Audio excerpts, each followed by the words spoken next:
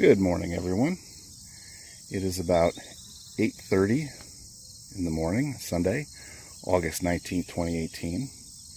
And today we are back to Antietam, specifically to walk in the footsteps of two cousins, Waldo and Sebastian Stearns. And this map here shows you an idea where we're at. We're right next to the North Woods and the Joseph Poffenberger farm. The night of September 16th, 1863, the Union Army of the Potomac's First Corps, which included both Waldo and Sebastian, would spend the night encamped here on this farm.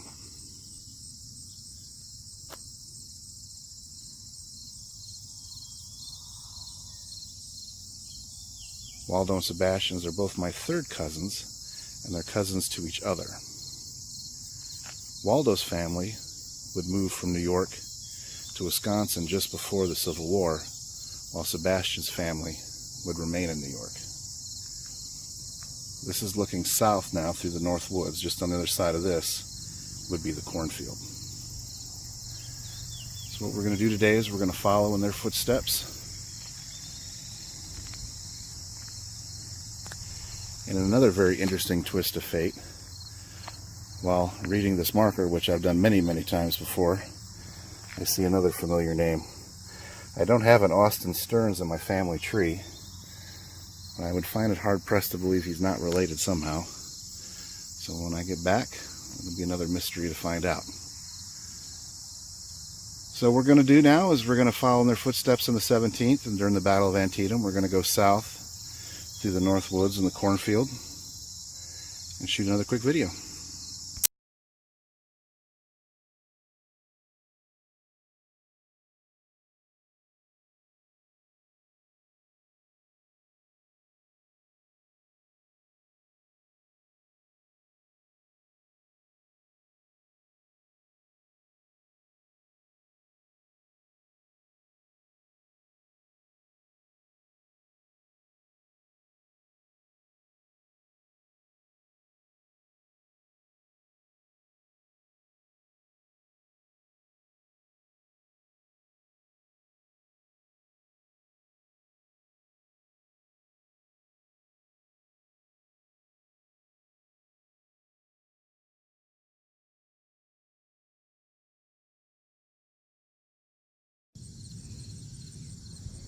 Okay, we've now driven around the cornfield. The first video was here.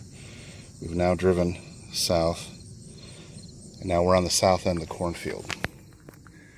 This would be looking back towards the Union line. Now in 1862, and even today during some years, this field behind the wooden fence would be corn. Obviously this year it is not. The second Wisconsin would bring 314 men into the battle, including Waldo Stearns. 19 would be killed, and 67 would be wounded.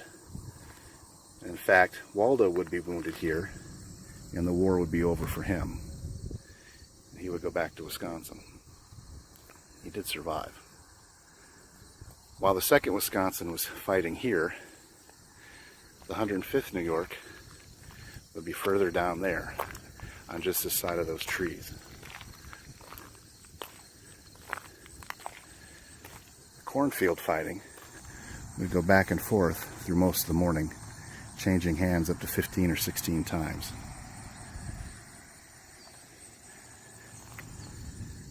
So we'll pause the video while we walk down to where the 105th was. Alright, I've now moved just down the hill from where I was a minute ago, which was up there on the other side of the car. And here's the marker for Duryea's brigade, the 105th. You can pause here if you want to read that. So if you can imagine the 8,000 men of the First Corps in a line basically from the other side of those woods all the way back to where we were. And they'd run parallel to this fence, marching towards us. The 105th would have been just over here and would have come out of those trees. And then they actually wheeled about 45 degrees and marched towards us. And that's where most of their heavy fighting would occur. In the 105th, 9 men would be killed, 54 wounded, and 11 missing. Sebastian Stearns would fight here and survive and not be wounded. Unfortunately, he would take sick. The Union Army, at least part of it, would spend the next month and a half encamped here. And during that time, Sebastian would get sick and die. This actually happened to a couple other of my relatives that fought here. He was the only one I know that died of sickness here. But I do know one that got sick and would have to resign his commission because it was just too difficult. Now, I'm not an expert on field hospitals of the Civil War, but I do know that the conditions here were terrible. And this led the Army to reevaluate how they would do field hospitals in the future. All right, that's us on the south end of the cornfield. Now we'll turn, look south, and this would be the Confederate line.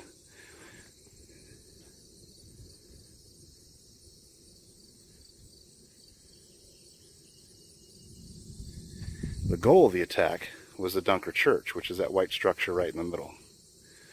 Unbeknownst to the Union Army, there were several thousand Confederate reinforcements back there. And in the middle of the camera now is the current visitor center.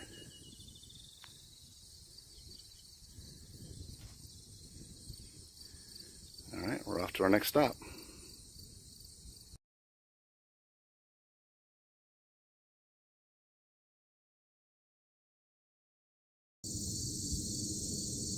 We've now traveled a couple miles north of the battlefield. This is the corner of Keedysville Road and Smoketown Road. If we were to follow Smoketown Road back, it would take us right through the middle of the battlefield. After the battle, in this field in front of us, the Union Army would set up a field hospital. Smoketown Hospital, or Antietam Hospital, as it would be called. 75 tents would be set up here. I talked earlier about how Sebastian and the 105th New York would encamp near the battlefield and remain until October 31st.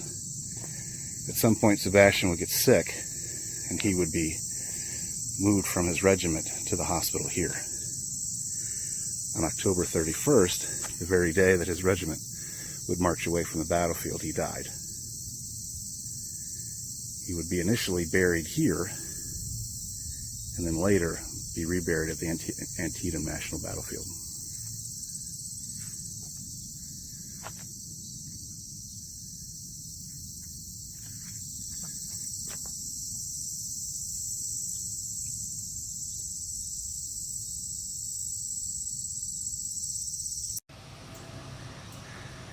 We're now at our final stop here at Antietam, the Antietam National Cemetery.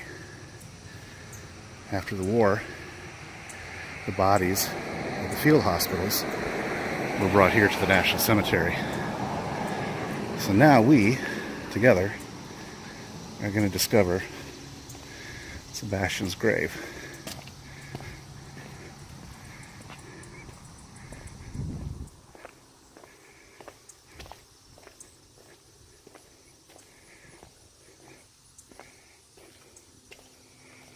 And I know he's in the New York section, and that's the section right here. Another reason I know this is a couple years ago, my Sons of Union Veterans of Civil War camp came up here and did a headstone cleaning. And in fact, a lot of these stones here in the center towards us were the ones that we cleaned.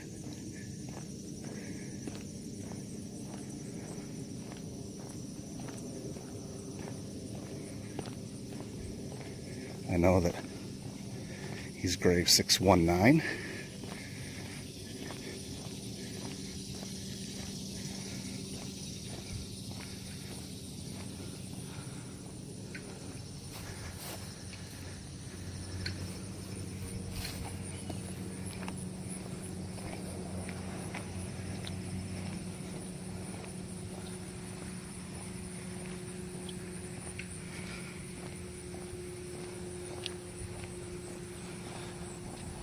So his headstone was not among the ones we cleaned that day.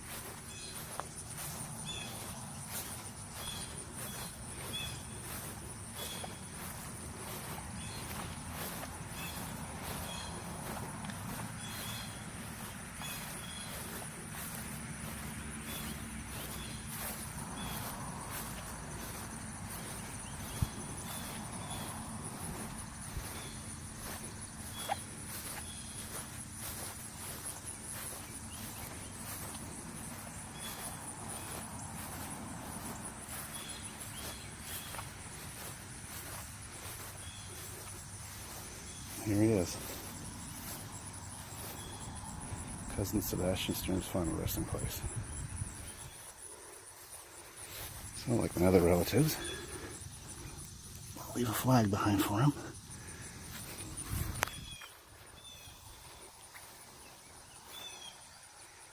Died October 31st, 1862.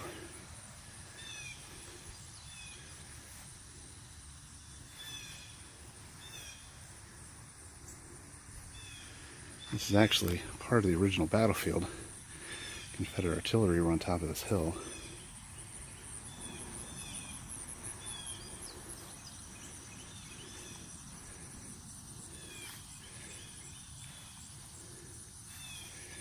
All right, our first visit, and definitely not our last.